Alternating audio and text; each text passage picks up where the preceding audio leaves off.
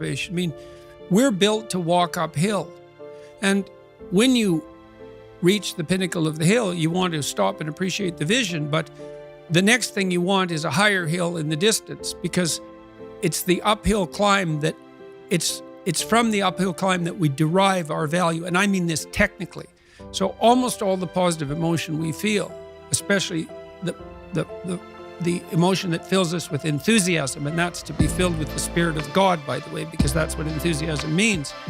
That's experienced in relationship to a goal.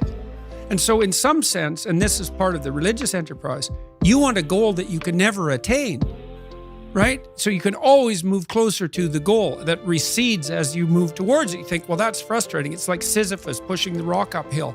But it's not, because as you pursue that goal, you put yourself together and your life does get better and richer and more abundant. And that's why the highest levels of virtue and goal are in some sense transcendent. You want them to be above everything you're doing so you can continually move towards something that's more sublime and better.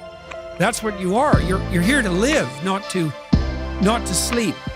And the problem with the vision of Mai Tais on the beach is that, well, first of all, that's a vision of drug-induced unconsciousness. Second, it's only going to work for about a week. Third, you're going to be a laughingstock in a month and depressed and aimless and goalless. You want a horizon of ever-expanding possibility. And so it does happen to people because they've staked their soul on the attainment of an instrumental goal. And it can be a pretty high order goal. It was in your case. But then you think, well, now I'm there. Now what?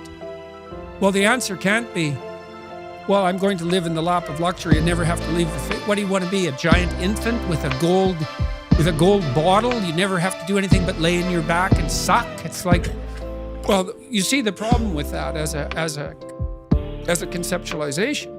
It's no, you want to be like an active warrior moving uphill with your sword in hand. And that's dynamic, that's exciting. And that's why so many young men disappear into video games. That's all acted out in the video game. So they have to act that out in their own life. Not that I despise video games, because I don't, but they're not a substitute for life.